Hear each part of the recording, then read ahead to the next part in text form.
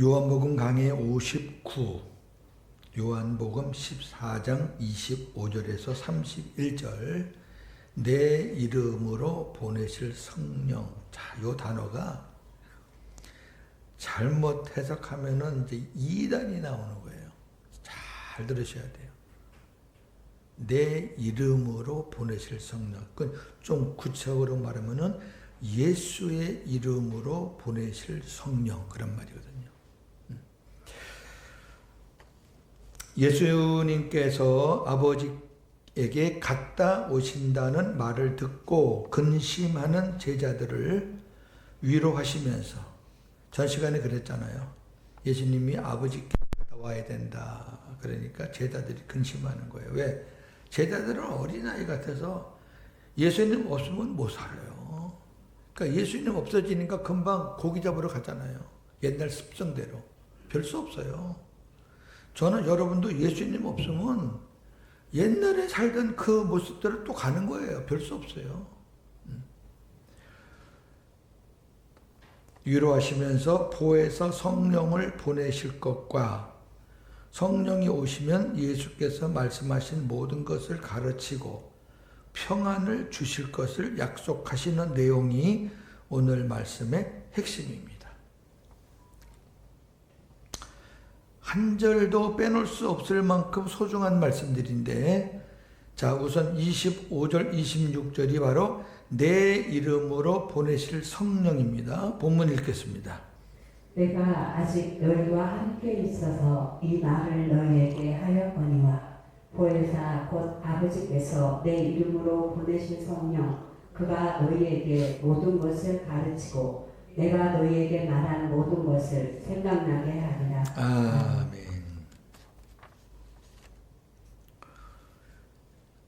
25절 앞부분에 보니까 예수께서 내가 아직은 너희와 함께 있어서, 그 말이죠. 아직은 이란 말은 이제 너희와 함께 있을 시간이 얼마 남지 않았다, 그 말이에요. 지금은 내가 있지만, 아직까지는 있지만 이제 곧 아버지께 간다, 그 말이에요.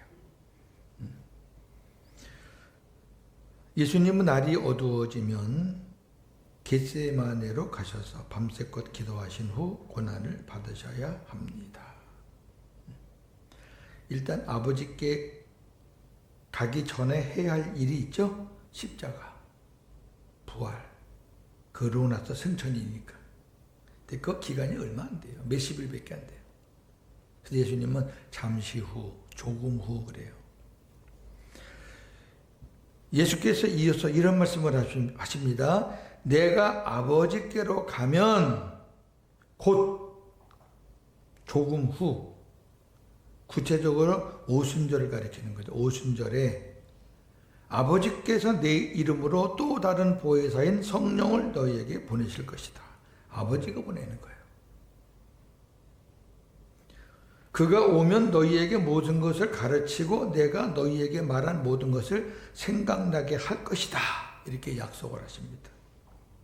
그러니까 지금 근심하는 제자들을 지금 위로하시는 거예요. 힘을 주는 거예요. 걱정하지 마. 나도 보혜사지만은 또 다른 보혜사를 보내실 거야. 자, 강의합니다. 첫째, 예수께서는 고난받으신 후 사흘 만에 부활하셔서 40일간 이 땅에 계시면서 천국 복음을 증언하시고 그 다음에 승천하십니다. 사도행전 1장 3절. 그가 고난받으신 후에 또한 그들에게 확실한 많은 증거로 친히 살아계심을 나타내사 40일 동안 그들에게 보이시며 하나님 나라의 일을 말씀하십니다. 아멘. 하나님 나라의 일이 천국 복음이지 뭐. 하나님 나라가 천국 아니에요. 한문으로. 40일. 그리고 이제 승천하시죠? 두 번째. 승천하시고 10일 후에, 그때가 언제? 오순절이에요. 오순절은 부활하시고 50일째 된 날 오순절이에요. 그러니까 부활하시고 40일을 지냈으니까 땅에서, 그 다음에 10일 후면은 오순절이에요. 그러니까 예수님이 뭐라 그래? 몇 날 안 되면 내가 다시 온다 그랬잖아요. 그러니까 성천하시고 10일 후 오순절에 아버지와 성령과 함께 삼위일체로 강림하십니다. 지난주에도 말씀드렸듯이 오순절에 성령만 오시는 것이 아닙니다. 오순절은 부활 후 50일째 되는 날을 가리킵니다. 자, 여기에 집중하세요. 흔들지 마시고. 제가 신경이 다른 데 뺏기면 안 돼요. 순이란 말은 열. 자, 중요한 말씀. 아버지께서 내 이름으로 또 다른 보혜사인 성령을 너희에게 보내실 것이다. 요 말씀을 정신 바짝 차리고 들으셔요. 왜 이단들이 빠지나를 잘 보셔요. 이 말씀은 두 가지만 주의하시면 돼요. 아버지께서 그리스도는 하늘에 두고 대신 성령을 보낸다는 말이 아닙니다. 이렇게 이해하면은 지금도 승천하신 그리스도는 하나님 보좌 우편에 계시는 거예요. 그렇게 가르치는 분들이 엄청 많습니다. 그거 아니에요. 그 왜 아니냐면은 삼위일체를 뜯어놓으니까 아니에요. 그 뜯어놓는 거잖아요. 여기 이렇게. 또 하나는 양태론을 주장하는 이단, 양태론이라는 것은 모양이 바뀐다고 말이에요. 하나님이 모양을 바꿔서. 양태론을 주장하는 사람 이렇게 주장하는 겁니다. 고윤재 목사가 집에서는 아버지, 교회 와서는 목사, 이런 식으로 한 사람이 요 모양, 저 모양으로 바뀔 수 있다 그 말이에요. 그러니까 하나님이 어떤 때는 아버지로, 어떤 때는 성령으로, 어떤 때는 그리스도로 모양을 바꿔서 나타나신다. 양태론 아주 지독한 이단입니다.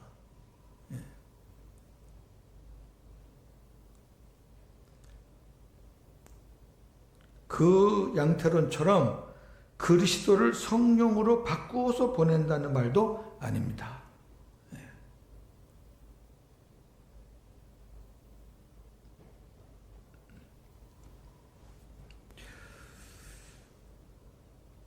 제가 인천에서 새언약을 가르치는 목사님, 이아무개 목사님 그 세미나, 강연, 테이프, 책 무지하게 많이 봤습니다. 제가 무지하게 많이 봤다는 얘기는 제가 거기에 엄청 빠져 있었다는 얘기예요. 우리 샘천의 목사님들도 거기 많이 갔습니다. 제가 어디서 발을 딱 끊었냐면 이 부분에서 발을 끊은 거예요. 양태론입니다. 뭐냐면은 그분은 삼위 하나님이 우리 안에 계시되 근데 그 삼위 하나님이 어떻게 역사하느냐? 때에 따라서는 그 삼위 하나님이 성령으로 나타났다가 때에 따라서는 그리스도로 나타났다가 그리스도는 때에 따라서는 아버지로 나타난다는 거예요. 여러분 되게 위험한 거예요. 왜 그러냐면은 봐요. 삼위 하나님이 계시는데 성령으로 나타날 때 하나님이 성령으로 나타날 때 아버지와 그리스도는 어디 있는 거예요? 아버지로 나타날 때 성자와 성령은 어디 계시는 거예요? 그 말이 안 되는 거예요. 그래서 성경에 대해서 조직신학에 대해서 아시는 분들은 많이 떨어져 나왔죠. 그리고 공개적으로 질문했죠. 목사님 강의는 너무 좋은데 이 부분은 양태론인데 어떻게 생각합니까? 근데 양태론이요, 어디서 제일 많이 주장했던 거냐면은 외국 사람들은 빼고 우리나라에 그 베레아라고 김기동이라는 목사가 있어요. 귀신론을 가르치는 베레아. 그 사람이 아주 양태론 갖고 히트를 쳤습니다. 우리 배울 때 그런 이해가 많았어요. 태양이 있는데 빛이 있고 열이 있고 뭐 이 본체가 있고 그게 삼위일체다. 뭐 하나님, 아버지가 아버지도 되고, 뭐 목사도 되고, 뭐도 되고, 이런 식으로 아주 그럴듯하게 하니까 우리는 그때 삼일체 잘 모르니까, 그렇구나. 이렇게 다 배웠죠. 신학교에서 배운 거예요. 이게 다 신학교에서. 나중에 이제 알고 보니까 그 이 목사님이란 분이 베레아의 김기동 수제자 중에 하나더라고. 그래서 그렇구나. 처음에 배워서 딱 들어간 게요. 그게 일생을 좌우할 수가 있어요. 참 저는 너무 감사한 게 저도 뭐 하나 배우면은 적당히 이렇게 하는 스타일이 아니거든요. 알 때까지. 제가요, 샘천에서 그 인천의 이 목사님 그 책을 다 분해해가지고 나눠가지고 제가 목사님들한테 100몇 강의를 제가 했었어요. 물론 그분의 가르침에서 참 귀한 것들이 많아요. 그러니까 우리가 다 은혜 받고 좋아했지. 근데 한 두 가지 정도가 좀. 이 문제하고 주님의 양은 목자의 음성을 다 듣는 거예요. 홍사모님하고 고윤정 목사만 되는 거 아니고 여러분 다 되는 거예요. 물론 그 어떤 그 은혜의 차이는 있겠죠. 근데 그분은 이런 말을 하더라고요. 이은성 목사님, 우리 홍사모님이 예전에 그런 음성을 듣는다고 하니까 누구 하나를 스파인지 누구를 하나 보내가지고 샘천에 보내가지고 나중에 하는 말이 그거 귀신의 소리야. 그 말 딱 듣고 더 제가 확신했죠. 이건 아니다. 그러니까 자기 혼자 듣는 게 진짜고 나머지 다 귀신의 소리야. 이러는 거예요. 아니 생명 있는 사람이 무슨 귀신의 소리를 듣냐고. 말도 안 된단 말이에요. 그게 왜 그러냐면 전 알아요. 그 심리를. 자기가 이거라는 거야. 자기가. 그러니까 저는 제가 갖고 있었던 그분의 모든 관계 자료 다 없앴습니다. 저는 그런 거는 막 끊고 맺는 거는 저는 참 잘합니다. 아닌 건 아닌 거지 뭐. 오늘 말씀을 잘 들어보셔요. 그게 왜 아닌지. 이런 거예요. 아버지께서 내 이름으로 또 다른 보혜사이신 성령을 너희에게 보내실 것이다. 이 말씀은 이제부터는 예수께서 하시던 보혜사 사역을 성령이 오셔서 하신다고 말해요. 지금까지는 육신으로 오신 예수의 보혜사 사역은 제자들에게만 국한되어 있잖아요. 왜? 육신이니까. 육신이니까 예수님과 가까이 있는 사람만 보혜사 역할을 하는 거지 뭐 나머지 사람들은 관계없어요. 그런데 오순절에 오실 성령은 영이시기 때문에 모든 그리스도인들 안에서 보혜사 사역을 하신다는 거예요. 이해가 되세요?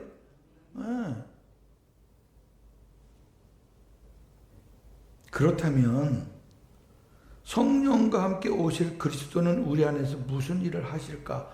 아니 그러면 목사님 이 땅에서 예수님이 보혜사 사역하셨고 그 다음에 이제 오순절 성령 강림 때 성령과 함께 오시는데 성령이 이제 보혜사 역할을 하면 그 예수님은 뭐 하시는 거예요? 그렇게 묻잖아요. 물을 수 있죠. 이런 일을 하시는 거예요. 성령과 함께 오시는 그리스도는 성령이 사역할 수 있도록 아버지로부터 말씀을 받아서 성령께 알려주는 일을 하십니다. 성령은 스스로 말하지 않고 오직 그리스도로부터 말씀을 받아서 사역하십니다. 이것이 신비스러운 삼위 하나님의 거룩한 질서인데 요한복음 16장 13절에서 15절이 제가 지금 말씀한 내용 그대로가 있어요. 자, 본문 읽겠습니다. 진리의 성령이 오시면 그가 너희를 모든 진리 가운데로 인도하시리니 그가 스스로 말하지 자, 그가 어떻게 말하지 않고 스스로 말하지 않고 그 다음에 오직 들은 것을 말하며 장래 일을 너희에게 오직 알리시리라. 들은 것을 말하는 누구에게 들은 거예요? 여기까지 모르지 아직 누구에게 들었는지 모르죠? 자, 그 다음에 그가 내 영광을 나타내리니 내 것을 가지고 너희에게 알리시리라. 누구 걸 가지고 하는 거예요? 예수님의 것을 가지고. 이 말을 하는 사람이 예수님이니까. 내 것을 가지고 성령은 하는 거야. 내가 성령이 알려주는 거야. 그럼 성령이 내 것을 가지고 너희들에게 또 알려주는 거야. 그 다음에 15절이 중요해요. 무릇 아버지께 있는 것은 다 내 것이라. 그러므로 내가 말하기를 그가 내 것을 가지고 너희에게 알리시리라. 아멘. 아버지께 있는 것은 다 내 것이란 말은 나는 아버지께 받아서 나는 아버지께 받는 사람이야. 아버지께 다 내 거야. 나는 아버지께 받아서 성령께 알려줘. 그럼 성령이 너희들에게 감동도 주고 은혜도 주고 성령이 보혜사의 사역을 하는 거야. 보혜사의 사역을 할 수 있도록 내가 아버지와 중간에서 그 일을 하고 있는 거야. 그 말이야. 할렐루야. 성령이 있잖아. 그런데 그리스도는 하늘에 계셔요. 뭐 하늘에서 뭐 띠띠띠띠띠 뭐 이렇게 하나?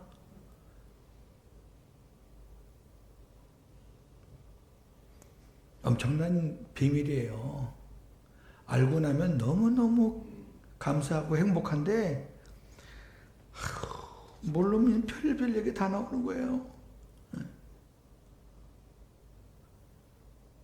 네 번째, 삼위 하나님의 거룩한 질서를 깨달아야 그 다음에 나오는 말씀, 이 아래 말씀을 이해하게 돼요. 아래 말씀이 뭐냐면은 성령 그가 너희에게 모든 것을 가르치고 나 예수가 너희에게 말한 모든 것을 생각나게 하리라. 이 말씀이 그래야 이해가 되는 거예요. 왜? 성령은 예수님의 것만 받아서 말하기 때문에 성령이 말하는 게 다 내 거야. 그리고 내가 너희들에게 이 땅에서 3년 동안 말했던 것도 내가 성령을 통해서 다시 깨닫게 할 거니까 성령이 너희들의 마음을 만져가지고 그 너희가 들었던 거를 다 생각나게 할 거고 이제 그때 그게 그거였구나 깨닫게 그렇게 만들어 줄 거야. 성령이 그 얘기죠. 성령이 혼자서 할 수 있는 건 아무것도 없습니다. 그러면 성령은 저 아래야? 예수님은 위고 이런 바보 같은 소리를 해요. 이따가 제가 결론에 가서 말씀을 드릴게요. 자, 큰 두 번째. 27절에서 28절은 근심을 평안과 기쁨으로 라는 말입니다. 본문입니다. 평안을 너희에게 끼치노니 곧 나의 평안을 너희에게 주노라. 내가 너희에게 주는 것은 세상이 주는 것과 같이 아니하니라. 너희는 마음에 근심하지도 말고 두려워하지도 말라. 내가 갔다가 너희에게로 온다 하는 말을 너희가 들었나니 나를 사랑하였더라면 내가 아버지께로 감을 기뻐하였으리라. 아버지는 나보다 크시니라. 아멘. 아버지는 나보다 크십니다. 자, 평안에는 세상이 주는 평안과 주님이 주시는 평안이 있습니다. 평안이라는 말은 평화라는 말하고 같은데 히브리 말로는 샬롬. 제가 여러분께 꼭 인사할 때 샬롬 하죠. 저는 우리 모든 저하고 카톡 하시는 분들한테는 제가 샬롬이라는 인사를 많이 씁니다. 헬라 말로는 에이레네. 근데 에이레네를 쓰려고 그러니까 별로 어감이 안 좋아. 에이레네. 그래서 그냥 샬롬 씁니다. 넘기시고. 세상이 주는 평안은 영적인 것이 아니고 육신과 정신적인 것입니다. 이 평안은 신자나 불신자나 누구나 받을 수 있습니다. 이 평안은 기쁘고 좋은 세상의 일로 인해 주어지는 것으로 영원하지 않습니다. 세상이 주는 평안은 언제든지 상황에 따라 근심과 불안으로 바뀔 수 있습니다. 이게 세상이 주는 거예요. 예를 들어서 돈 때문에 기쁘다. 영원하지 않아요. 좋은 직장, 좋은 학교 들어가서 좋다. 영원하지 않아요. 좋았던 직장이 싫어질 때가 있고요. 예. 기분 좋다고 들어간 학교가 적성에 안 맞아서 중간에 나올 때도 있고요. 몰라요. 세상 거는 그래요. 근데 주님이 주시는 평안은 육적인 것과 정신적인 것이 아니에요. 영적인 것이에요. 이 평안은 세상 사람들은 못 받아요. 그리스도인만 받을 수 있는 평안입니다. 이 평안은 죽음에 대한 두려움이 없고 마음에 동요가 없는 평안입니다. 제일 중요한 거는 영적인 평안은 죽음을 이기는 평안이에요. 죽음에 대한 두려움이 없어요. 그럼 이긴 거예요. 마귀는 죽음 갖고 우리를 흔들거든요. 주님이 이 평안을 그리스도인들에게 주시기 위해 이 평안, 죽음을 이길 수 있는 이 평안을 그리스도인들인 우리에게 주시기 위해 십자가의 죽음과 부활과 승천을 거쳐서 오순절에 영으로 다시 오셔서 그리스도인들 안에서 임마누엘로 함께 계십니다. 할렐루야. 이 평안 주시기 위해서.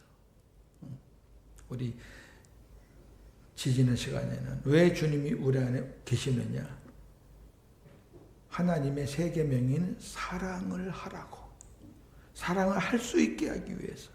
그 다음에 두 번째 오늘은 왜 주님이 우리 안에 임마누엘로 계셨느냐? 세상 사람들이 누리지 못하는 영적 평안함을 누리게 하시려고.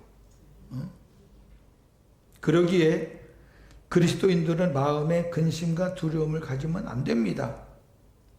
평강의 왕이신 주님과 근심과 두려움이 우리 마음에 공존하고 있다는 것이 말이 됩니까? 아니, 평강의 왕하고 근심과 두려움은 그놈이 주는 건데 공존할 수가 없는 거예요. 이거 말이 안 돼요. 여기서 우리가 허부족되는 거는 믿음의 문제예요. 믿음의 문제. 주님을 얼마만큼 신뢰하느냐. 예.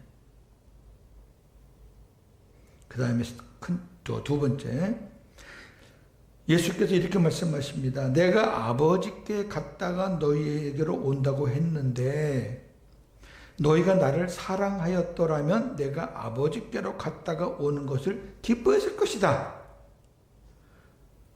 너희는 지금 잠깐 나랑 떨어지는 것만 생각하고 걱정이 많은데 내가 진짜 아버지께로 갔다 와야 되는 이유를 너희가 알면 너희들 오히려 기뻐해야 돼. 그러면서 마지막 말이 뭐냐면 아버지는 나보다 크시다. 이게 무슨 말일까?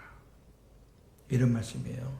첫째, 예수께서 승천하셔서 하늘 지성소에서 인류의 모든 죄를 탕감받으시고 오시기 때문에 예수님은 반드시 올라가셔야 돼요. 이거 안 하면은 저나 여러분 죄 문제가 해결이 안 돼요. 두 번째는 예수께서 육으로 곁에 계시는 것보다 그리스도로 영으로 각자의 마음에 계시는 것이 유익하기 때문에 훨씬 예수님이 제자들 곁에 있을 때는 예수님이 제자들이 분탕질을 많이 했어요. 예수님 마음 아프게 하고 못 알아듣고 엉뚱한 소리 하고 당기려고 하고 그랬잖아요. 근데 예수님이 오순절날 오셔서 딱 영어로 그리스도로 오셔서 탁 임마누엘 되시니까 제자들이 딴짓 안 하잖아요. 죽이려면 죽여. 나는 예수 전할 거야. 그랬잖아요. 그거 달라지는 거예요. 곁에 계시는 거랑 안에 계시는 거랑 이거는 천지 차이예요. 제가 이렇게 설명해 드릴게요. 갈라디아서에 보면은 율법을 뭐라 그러냐면은 초등교사 그래요. 초등교사. 옛날에는 몽학선생을 했는데 몽학선생은 좀 어려워. 근데 새 번역에는 초등교사. 율법도 잘못된 건 아니에요. 율법 자체는 거룩하고 선한 거예요. 근데 그 율법은 수준이 무슨 교사? 초등교사래요.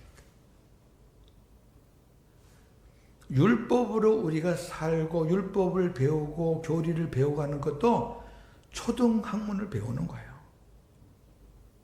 근데 여러분 초등학문만 배워도 되냐고. 이제 고등학문도 배우고 이제 더 높은 깊은 진리를 들어가야 될 거 아니에요. 그래서 율법은 그리스도에게로 인도하는 초등학문이라 그랬어요. 초등교사라 그랬어요. 그러니까 복음을 깨닫기 전에 율법을 많이 아는 사람이 복음에 들어와서도 더 은혜가 커요. 율법 자체를 모르는 사람은 복음을 알아도 뭐가 비교할 게 없으니까 그런가 보다. 아유, 이건 달라요. 제가 왜 복음의 감격이 크느냐? 제가 율법으로 참 공부를 많이 했거든요. 진짜 율법에 대해서, 교리에 대해서 제가 아주 그냥 굉장히 많이 했단 말이에요. 그러니까 복음을 깨닫고 나니까 이제 비교가 되니까 저는 은혜가 엄청 큰 거죠.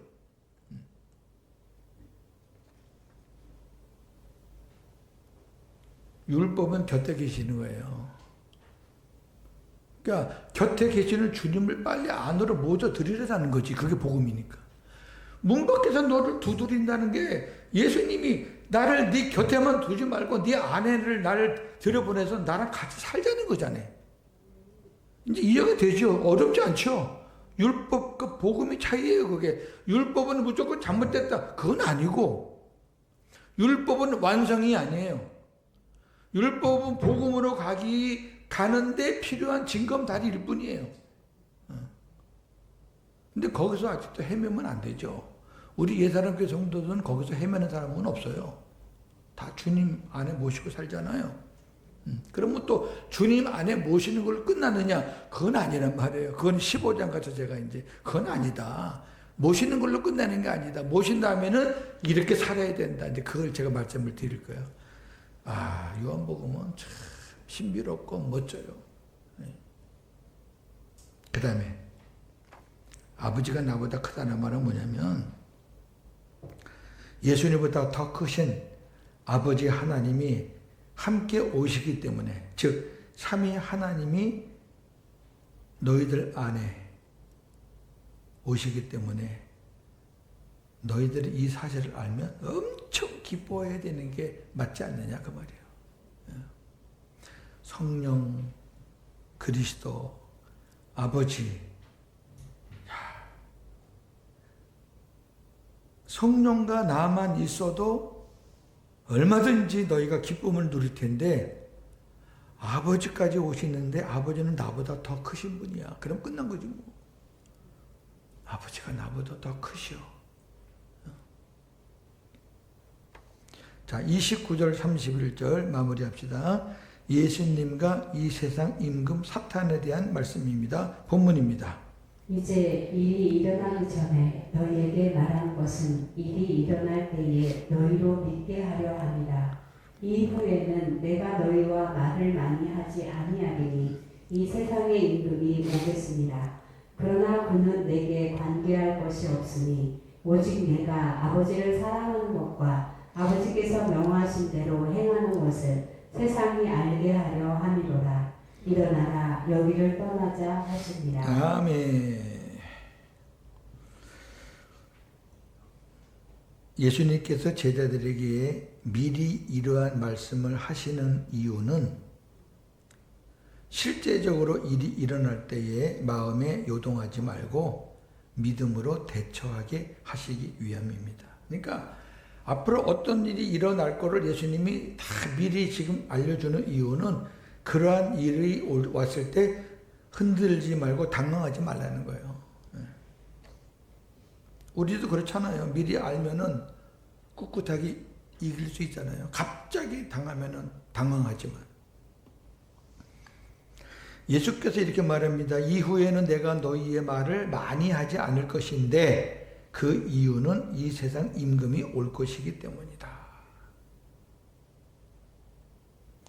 이 세상 임금이 온다는 얘기는 결국 예수님 이제 십자가에 못 박힌다 그 말이에요. 그리고 예수님이 또 고난받으신 후에는 제자들과 이처럼 많은 대화를 나눌 시간이 없어요.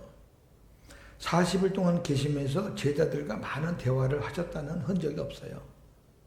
예수님은 계속 천국 복음을 전하신 거예요. 부활하신 후에도. 왜 그러냐면 제자들은 하나님께서 예수님을 통해서 훈련이라는 어떤 그런 본보기를 샘플을 보여준 그런 집단이고, 이제 부활하신 주님은 전 세계를 향한 메시지가 있어야 되거든요. 그게 사도행전이거든요. 그 부활하고 나서도 제자들 불러다가 이리 와봐, 이리 와봐, 우리 또 얘기하자, 그렇게 안 하시죠. 이 세상 임금은 사탄 마귀를 가리킵니다. 요한복음 16장 11절. 심판에 대하여라 하는 이 세상 임금이 심판을 받았습니다. 네, 마귀 심판하는 거고요. 에베소 2장 2절. 그때에 너희는 그 가운데서 행하여 이 세상 풍조를 따르고 공중의 권세 잡은 자를 따랐으니 곧 지금 불순종의 아들들 가운데서 역사하는 영이라. 아멘. 그놈이에요, 그놈. 공중 권세를 잡고 세상을 휘두르는 그놈. 근데 예수님이 뭐라 그래요? 딱 잘라 말해요. 그놈, 사탄하고 나는 관계할 것이 없다. 그놈이 와도 본문이 정확하게 뭐라 그래요? 그러나 그는 내게 관계할 것이 없다. 사탄이 오는데, 세상의 임금이 오는데 나에게 관계할 것이 없다. 이 말은 사탄이 이 세상 임금이라도 예수에게는 아무런 영향도 미치지 않는다, 그런 말이에요. 왜? 예수님은 이 세상에 속하신 분이 아니기 때문에. 할렐루야. 그럼요. 이 세상에서나 지가 뭐 어쩌고 하지, 예수님은 이 세상에 속하신 분이 아니에요. 예수님의 사역은 이 세상의 육신적 일이 아닌 오직 아버지를 사랑하시는 것과 아버지께서 명하신 대로 행하시는 것입니다. 그렇게 마지막을 말씀을 하는 거네요. 예수님은 딴 데 관심 없어요. 이 세상에서 우리가 잘 살고 잘 먹고 그거 관심 없어요. 그건 마귀가 관심 있는 거예요. 그걸 가지고 사람을 흔들어대는 거예요. 너 내 말대로 하면 너 잘 먹고 잘 살 수 있어. 요거 한번 살짝 남 속여가지고 너 부자 돼. 그거 마귀가 하는 거잖아요. 근데 예수님 하시는 일은 그 관심이 없어요. 세상 일에 관심이 없어요. 예수님은 하늘의 일에 관심이 있어요. 하늘의 일이 뭐냐? 아버지를 사랑하는 거. 그 다음에 아버지께서 명하신 대로 행하는 거. 그 다음 마무리를 이렇게 얘기해요. 14장 끝인데, 일어나라 여기를 떠나자. 이거는 아주 가다는 말이 아니에요. 왜 아니냐면 15장 16장도 계속 말씀을 하시거든요. 이제 얘기 끝났다, 이제 일어나자, 죽으러 가자, 그게 아니에요. 이거는 십자가의 죽음이 임박했음을 다시 한번 알려주는 거예요. 경고하는 거예요. 그리고 15장 16장에서 계속 말씀을 이어가고 있습니다. 자, 이렇게 설교 때 여러분 듣고 나서 한 번으로 딱 끝나지 마셔요. 이거를 한 번 더 방송으로 들으시면 이제 막 지나갔던 것들이 이렇게 자리를 잡아요. 특히 지난 주일 말씀하고 오늘 말씀은 여러분 반복해서 꼭 들으셔야 돼요. 이게 딱 돼야 돼요. 그러면 달라진다니까. 고윤재 목사처럼 돼요. 달라져요. 이단들의 말에 귀 들려오지도 않아요. 그거 딱 분별돼요. 자, 보세요. 개혁신학의 뿌리인 웨스트민스터 신앙고백 소요리 문답서의 삼위일체에 대한 말씀, 제가 설교 때 말씀은 했지만 이렇게 문자로 제가 정확하게 표현한 적은 없으니까 한번 잘 보셔요. 웨스트민스터 신앙고백의 이 내용은 개혁주의자라면 이거를 다 사용해요. 이 뿌리, 이게 뿌리예요, 뿌리. 진보주의자나 자유주의자를 빼놓고. 왜? 진보주의자, 자유주의자는 예수님의 신성을 부정하는 사람들이에요. 예수님의 인성만 주장해요. 그러니까 맨날 그 사람들 입에서는 나사렛 예수만 나와. 나사렛 예수를 입에 달고 있는 사람은 그는 인본주의나 그 다음에 자유주의 이런 사람들이에요. 물론 나사렛 예수도 필요할 때는 그 말을 써야 되겠지만 우리가 그거 입에 달고 삽니까? 지금 내 안에 계신 주님이 중요한데 나사렛 예수는 과거 지향적이잖아. 그 사람들이 그 얘기하는 이유는 예수는 역사적인 인물이지 지금 살아서 우리와 함께하는 예수가 아니라는 거예요. 그 얘기를 구체적으로 안 하지만 그런 마음으로 얘기하는 거니까. 그 사람들은 할 얘기가 예수는 훌륭하신 분, 위대하신 분, 4대 성인 중에 한 분, 그따위로 얘기하잖아요. 그런 사람들 빼놓고는 이 웨스트민스터 신앙 고백서의 내용들을 다 우리가 받아들이는데 이렇게 돼 있어요. 한번 잘 보셔요. 삼위 하나님은 하나의 본체이면서 세 개의 위격이 있다. 영어로 person, 인격. 그러니까 객체가 있다는 거예요. 삼위 하나님이 한 분이지만, 하나이지만 세 개의 위격, 각각 독립적인 위격이 있다. 이거는 세 분 하나님을 말하는 게 아니에요. 한 하나님 밑에 세 인격이 있다. 그분이 바로 성자, 성부, 성자, 성령이시다. 그 다음에 뭐라 그래요? 그 삼위가 본질과 전능성과 영원함은 동등하다. 그 차등이 아니에요. 동등해요. 하는 사역이 다를 뿐이에요. 이렇게 말해요. 성부는 어디로부터 나시거나 발생하지 않고. 그러니까 성부는 스스로 존재하시는 분이에요. 나는 스스로 존재하는 자다. 어디서 나오거나 발생하거나 그런 거 없어요. 근데 성자는 성부로부터 영원히 나오시고 성령은 성부와 성자로부터 영원히 나오신다. 엄청난 말씀이에요. 이걸 줄줄줄 외웠으면서도 이게 무슨 비밀인지 몰랐어요. 이 말은 성자는 성부 없이는 아무것도 못하신다는 거예요. 성령은 성부와 성자 아니면은 자기 스스로 아무것도 할 수가 없다는 거예요. 이게 무슨 높낮입니까? 사역이라니까 사역. 성령이 없으면 어떻게 될 거예요? 마찬가지지. 그러니까 성부는 스스로 존재하시니까 모든 것을 아버지 입에서 아버지가 다 말씀을 하시든지 행동을 하셔야 예수 그리스도가 그걸 받아가지고 성령께 전달하고 알려주고 그러면 성령이 우리 안에 계시는 성령이 그 말씀을 받아서 깨닫게 하시고 알게 하시고 고윤재 목사가 설교 준비할 때 하나님 이게 무슨 말씀이죠? 저는 매주 그럽니다. 묻습니다. 이게 무슨 말씀이죠? 이해가 안 돼. 그러면 조금 있으면 하나님께서 눈을 열어가지고 그걸 깨닫게 주신다니까. 여러분 이 말씀이 고윤재 목사가 스스로 만들어낸 말씀이겠어요? 더 이렇게 못해요. 이렇게 못합니다.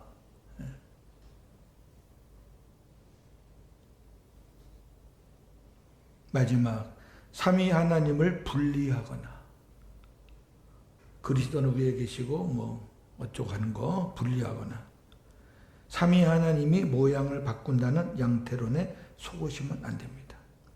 삼위 하나님의 신비하고도 거룩한 질서를 깨달으면 성경의 눈이 열리게 됩니다. 할렐루야.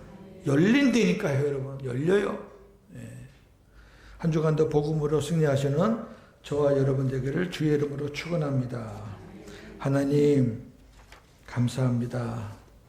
너무 고맙고 행복합니다.